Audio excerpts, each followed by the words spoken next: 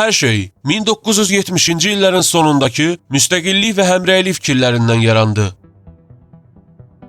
Elə bir müstəqillik və həmrəylik fikri ki, bu dövrə qədər mövcud olan sosializm ideologiyası kökündən dəyişdirilərək kapitalizm ilə arasındakı əməkdaşlıq gücləndirildi.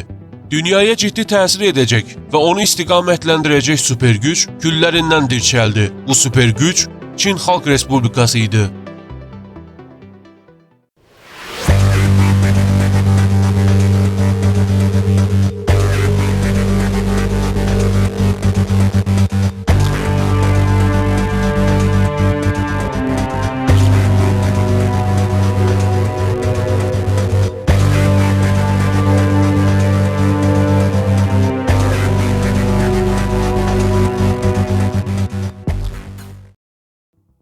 Demək olar ki, hər gün xəbərlərdə dünyanın müxtəlif bölgəsində insan itkisi ilə nəticələnən silahlı insidentləri və terror hadisələrini görüb oxuyuruq.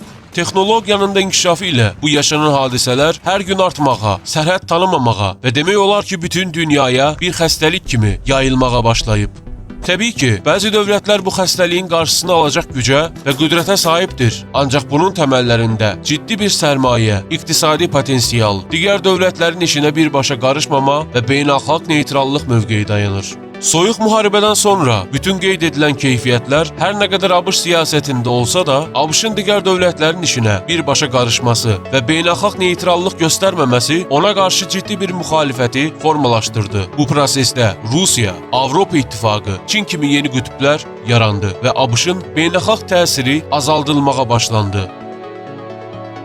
Bugün bizlərə daha çox maraqlandıran mövzu Çin Xalq Respublikasının yaranan bu boşluqdan istifadə edərək necə süper gücə çevrilməsidir. Bu mövzuda danışılmadan əvvəl Çindən başlayıb Birləşmiş Krallıqda tamamlanacaq bir kəmər bir yol, yəni Böyük İpək Yolu layihəsi vurğulanmalıdır. Hansı ki bu layihə Çin üçün hava və su qədər vacibdir. Çin hətta bunun üçün yeni iqtisadi strategiyalar da tərtib edib. Bunu tədqiqatçılar borclandırma siyasəti adlandırır. Yəni Çin Böyük İpək Yolu üzərində olan dövlətlərə müxtəlif riskli kreditlər verərək onların geriyə ödəyə bilməməsinə şərait yaradır. Məhz bu geriyə ödənə bilməməzlik Çin tərəfindən müsbət qarşılanır. Çünki Çin bu vasitə ilə həmin dövlətin Böyük İpək Yolu üçün yararlı olacağı limanı və ya hər hansısa şirkətinin uzun müddətli partnyoruna çevrilir. Bununla yanaşı Çinin sahib olduğu əhali çoxluğu və bundan qaynaqlanan aşağı əmək haqqı miqdarı həm Çinli, həm də xarici şirkətlər üçün əsas maraq nöqtəsidir. Qeyd edilən borclandırma siyasəti ilə yanaşı, həmçinin Çin yumşaq siyasətin tətbiq edilməsində ciddi bir aktora çevrilməkdədir.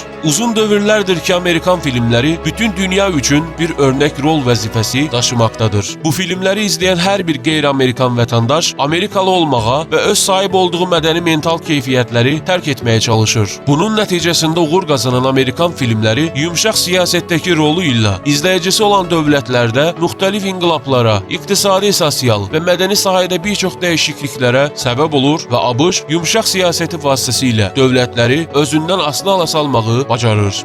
Bu istiqamətdə öz azadlıq və həmrəylik fikirlərini icra etmək istəyən Çin də bu siyasəti Konfutsi mərkəzləri vasitəsilə icra edir. Amma Çin Amerikadan fərqli olaraq öz mədəniyyətini digər xalqlara məcbur etmir. Əksinə, onlara bunun faydalı olduğunu müxtəlif sahələrdən izah edir. Bunun tərkibində hər nə qədər sosializm fikri dayansa da, Çin SSR-dən fərqli olaraq öz milli mentaliteti olan Konfutsinin fərqliliklər içində harmoniya fikrinə əsaslanır. Qeyd edilən iqtisadi və mədəni siyasətləri ilə yanaşı, Çinin hərbi sistemi də ciddi dərəcədə güclənməkdədir. Bunu açıqlayan realist tədqiqatçılar bu qədər təsir dairəsi artan aktorun bir müddət sonra sahib olduğunu qoruması vacibliyi ilə izah edir ki, indi gördüyümüz Çin bir müddət sonra Amerika kimi aqressiv qərarlar ala bilərmi sualı çox maraqlıdır. Əziz izləyicilər, bəs siz nə düşünürsünüz? Çin bir müddət sonra Amerikanı keçərək yeni Amerika ola bilərmi? Lütfən fikirlərinizi şərh yerində bildirməyi unutmayın.